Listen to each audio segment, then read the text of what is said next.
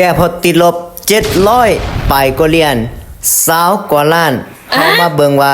เฮาจะรอดหรือว่าเฮาจะรับวงนี้เป็นวงลับวงนอนของคนอื่นเนาะแต่บ่แม่นวงลับวงนอนของเฮาย้อนหยังฮู้บ่ย้อนหยังจึงนอนบ่หลับทุกคนมาเบิ่งนี่ Oh my god เป็นจำนวน15ล้าน16ล้านอยู่นี่ทุกคนติดลบไปมื้อนี้เจ็บหนักแฮงก็เลยว่าไปนอนกับฟันเห็นแต่พอติดลบเนาะแก้พอร์ตเนาะทุกคนเนาะมื้อนี้นะเบิ่งว่าแนวใดจะแก้พอร์ตได้บ่เนาะทุกคนเนาะโอเคเดี๋ยวออเดอร์นี้เด้อทุกคนเด้อถ้าหากว่ามันปิดเขียวขึ้นแบบนี้เนาะโอเคเดี๋ยวออเดอร์นี้ซุกจะตามซื้อขึ้นไปเลยทุกคนเดี๋ยวซุกตามซื้อขึ้นไปอยู่ที่500ไปเหรียญเนาะทุกคนเนาะเบิ่งออเดอร์นี้จะขึ้นไปปิดเขียวให้เฮาได้บ่คิดว่ามันกำลังเป็นเทรนด์ขาขึ้นงามๆอยู่เนาะทุกคนเนาะคิดว่ามีโอกาสหลายที่มันจะขึ้นไปปิดเขียวออเดอร์นี้ขึ้นไปเขียวได้อย่าลงมาย่อดีน้อยหนึ่งโอ้ยว่าเดี๋ยวได้ออเดอร์นี้10วิสุดท้าย9 8 7 6 5นี่ไว้4 3 2 1ทุกคนเดี๋ยวได้ปังออเดอร์นี้เห็นบ่จาก700เหลือ200แล้วทุกคนเนาะบ่เอาเดี๋ยวเฮาคอยเดินเงินเอาเด้อทุกคนเด้อบ่ได้ เสียวแฮง อ๋อสุดยอด จากลบ700เนาะทุกคนเนาะมันเหลือ200เด้อทุกคนเด้อเดี๋ยวเฮาเดินเงินปกติเอาเนาะทุกคนเนาะจะบ่เดี๋ยวออเดอร์ต่อไปเด้อทุกคนเด้อ ใจหายเบิดเนาะทุกคนเนาะออเดอร์นี้ป๊าดโถลงมาคิดว่าจะปิดแดงแล้วแต่ก็ดีที่ว่ามันปิดเขียวให้เนาะทุกคนเนาะคือได้วางไปเนาะทุกคนเนาะในตอนนี้ก็คือตลาดกำลังปรับตัวเป็นเทรนด์ขาขึ้นอยู่เนาะ ใจหายหมดคันว่าเสียออเดอร์ตะกี้อีกเนาะบวกเป็น20ปลายกว่าล้านทุกคนโอเคเดี๋ยวเราก็ค่อยแก้ไปบ่ใช้เทคนิค all in แล้วทุกคนเด้อย้อนหยังเนาะซุกจึง all in ไปไม่ทำอิฐเพราะว่าซุกมั่นใจแฮงเนาะออเดอร์นี้ว่าจะสามารถผลักดันราคาขึ้นไปโอเคทุกคนเดี๋ยวเฮามาเบิ่งออเดอร์นี้เด้อทุกคนเด้อค่อยๆแก้ไปเนาะทุกคนเนาะคิดว่าน่าจะแก้ได้อยู่คันว่าบ่มีกำไรก็แก้พอได้แม่นมื้อนี้ซุกจะนอนทันทีเด้อทุกคนเด้อโอเคออเดอร์นี้เนาะทุกคนเนาะเห็นบ่มันลงมาพักตัวสำเร็จแล้วก็มีแท่งเขียวคอนเฟิร์มแบบนี้ตามเทคนิคของซุกก็คือสังเกตเบิ่งพฤติกรรมส่งท้ายก่อนเนาะเฮงขายเข้ามาหลายแท้โอเคกดขายลงมาก่อนออเดอร์นี้เฮงขายเข้ามาส่งท้ายเนาะทุกคนเนาะทุกคนจะสังเกตเห็นเลยว่าในส่งท้ายเนาะทุกคนเนาะเห็นบ่มันพยายามขึ้นมาหาเส้นตัวนี้ SMA 10นี่เนาะทุกคนเนาะมันบ่ผ่านก็เลยผลักดันราคาลงมาปิดเป็นแทงแฮมเมอร์แบบนี้ซุกก็เลยกดขายลงมาให้ก่อนออเดอร์นี้ลงมาให้ก่อนจังซั่นเลยลูกพ่อมื้อนี้จะได้นอนบ่หรือแนวใดทุกคนมือสั่นไปเบิดออเดอร์พันปลายตะกี้เนาะทุกคนเนาะแนวใดนิ่งไว้อย่า4 3 2 1ทุกคนว้าโทษสุดยอดทุกคนแก้พอร์ตในช่วงที่ตลาดมันสวิงแบบนี้ทุกคนเบิ่งประวัติแนวใดยังเหลือ47เหรียญเนาะทุกคนเนาะโอเคคันว่าออเดอร์นี้แก้พอได้สุกจะนอนเด้อสุกจะบ่ฟื้นตลาดเนาะเดี๋ยวเบิ่งตลาดโอเคเบิ่งออเดอร์นี้มันจะปิดแดงหรือว่าปิดเขียวเฮงขายก็ยังผลักดันราคาลงมาอยู่เนาะโอเคเดี๋ยวสุกจะตามขายลงมาออเดอร์นึงทุกคนเด้อคันว่าออเดอร์นี้วินแม่นสุกจะได้พักเนาะทุกคนเนาะมื้อนี้ถือว่า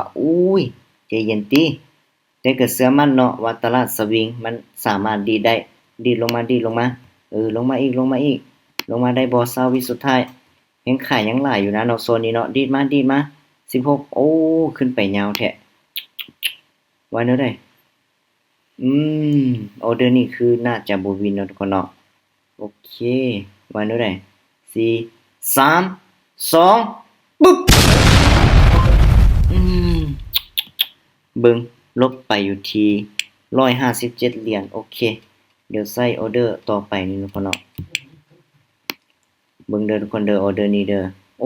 อเดอร์นี้ควรที่จะลงมาเนาะทุกคนเนาะเห็นบ่แฮงขายยังผลักดันราคาลงมาเรื่อยๆอยู่แต่ก็บ่สามารถผลักดันราคาลงมาได้เห็นบ่เดี๋ยวนี้ก็คือแฮงซื้อผลักดันราคาขึ้นไปแบบนี้เนาะโอเค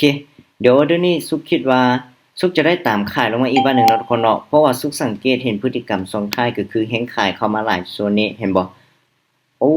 ตลาดสวิงแฮงแนวใดลงมาบ่แฮงขายผลักดันราคาลงมาก่อนดู ออเดอร์นี้แล้วก็ออเดอร์ที่2เนาะคิดว่าน่าจะแก้พอร์ตได้อยู่นะลงมาได้บ่ออเดอร์นี้ลงมาก่อนลงมาแดงก่อนโอ้ยาวเลยแบบนี้แหละยาได้บ่ว่าตามโซนเก่าแล้วก็โอ้ยทุกคนเร็วได้6 5 4 3 2 1โอเคสวยอืมโอเคทุกคนอ๋อในที่สุดจากพอร์ตลบอยู่ที่20ไปกว่าล้านทุกคนในตอนนี้ก็คือน่าจะนอนรับฝันดีทุกคนสังเกตเห็นบ่41เหรียญปอดโธใจคอหายเบิดเนาะทุกคนเนาะบ่คิดว่าจะแก้พอร์ตกลับคืนมาได้จากที่ติดลบอยู่ที่จักเหรียญทุกคนคิดว่า700ปลายเนาะทุกคนเนาะโอ้อันตรายเห็นบ่ออเดอร์ทำอินเนาะทุกคนเนาะเห็นบ่เฮาออกไป500ปลายทุกคนวินมาเสี่ยวแห่งตลาดสวิงเนาะทุกคนเนาะโอ้ออเดอร์ที่2บินออเดอร์ที่3พลาดไปออเดอร์ที่4เฮาแก้พอร์ตมาได้เนาะโอ้ถือว่าสุดยอดเลยทุกคนถือว่าสุดยอดเลยออเดอร์นี้โอ้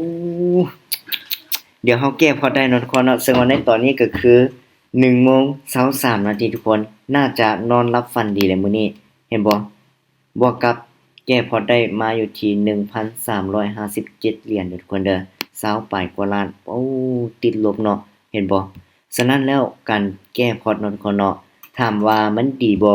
ก็ดีคือกันถ้าหากว่าเฮาเฮ็ดได้แต่คือเฮาเฮ็ดบ่ได้คือเห็นบ่ทุกคนแท่งนี้เนาะแท่งที่ว่าซุกออกออเดอร์ทำอิฐนี่ถ้าหากว่าทุกคนคิดว่าถ้าหากว่าแท่งนี้ซุกออกไปแล้วก็พลาดจะเป็นแนวใดแน่นอนมื้อนี้ซุกจะติดลบพันปลายแต่ก็ยังดีที่ว่า